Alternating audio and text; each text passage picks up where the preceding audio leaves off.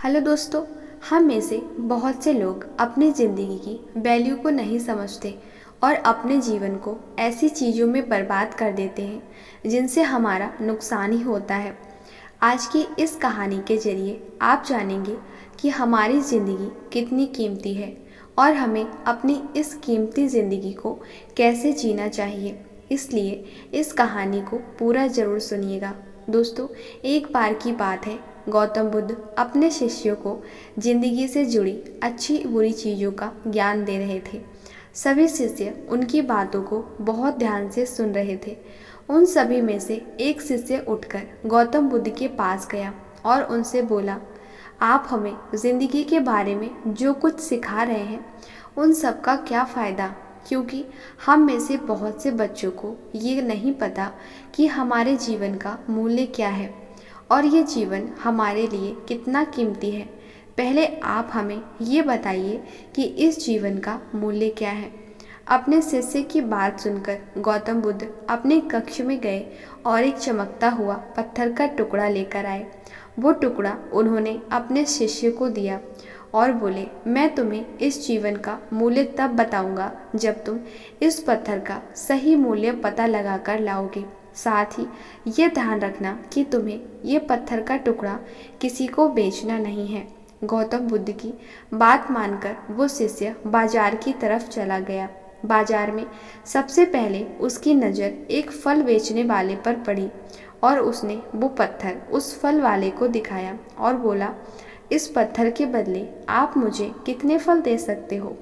फल वाला बोला, ये पत्थर कुछ खास तो नहीं है, लेकिन फिर भी इसके बदले में मैं तुम्हें 10 केले दे सकता हूँ।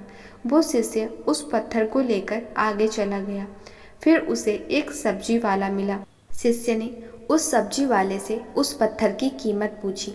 सब्जी वाले ने उस पत्थर को ध्यान से देखा और बोला, इस पत्थर की कीमत के बदले मैं तुम्हें ज़्यादा से ज़्यादा एक भोरी भर सब्जी दे सकता हूँ।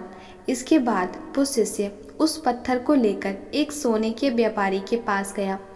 उस पत्थर के टुकड़े की चमक देखते ही उस सुनार ने उसकी कीमत 100 सोने के सिक्के लगाई। शिष्य ने वो टुकड़ा बेचने से मना किया तो वो सुनार उसके बदले 200 सोने के सिक्के देने को भी राजी हो गया, लेकिन शिष्य ने वो पत्थर नहीं बेचा। इसके बाद वो शिष्य एक हीरो के व्यापारी के पास गया और उनके सामने उसने वो पत्थर के टुकड़े को रख दिया। उस पत्थर को देखते ही हीरो के व्यापारी ने एक साफ कपड़ा बिछाया, उस पत्थर को उसके ऊपर रखा, फिर उसकी परिक्रमा की और हाथ जोड़कर उस पत्थर को कपड़े से लपेटते हुए वो बोला, तुम जिसे मामूली पत्थर समझकर उसकी कीमत पूछ रहे हो, असल में ये एक बेशकीमती रूबी है। ऐसा रूबी हर किसी को नहीं मिलता है। मैं अगर अपना सब कुछ बेच भी दूं तो भी मैं इसकी सही कीमत नहीं चुका सकता। उस व्यापारी की बातें सुनकर वो शिष्य हैरान हो गया। वो दौड़ा दौड़ा सीधा बुद्ध के पास आया और उन्हें उसने जो कुछ भी बाजार में हुआ वो सब कुछ बताया। उसकी अचरज भरी बातें सुनकर गौतम बुद्ध बोले, तुम्हारे सवाल का जवाब भी इस रूबी की कीमत में ही छिपा है। हमारा जीवन भी एक रूबी है। रूबी की तरह ये बेशकीमती है, लेकिन हम इस बात को हमेशा नज़रअंदाज करते हैं और अपने जीवन का मूल्य नहीं समझते।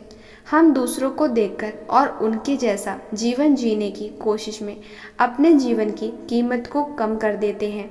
हम ये सोचते हैं कि हमारी ज़िंदगी की कीमत वही है जो दूसरे हमें बताते हैं, लेकिन ये बात हमेशा ध्यान रखना कि सामने वाला आदमी अपनी हैसियत, बुद्धि और अपनी समझ के हिसाब से तुम्हारी कीमत लगाता है। दोस्तों, ज़िंदगी सिर्फ एक बार मिलती है, इसलिए इसको बर्बाद ना करें।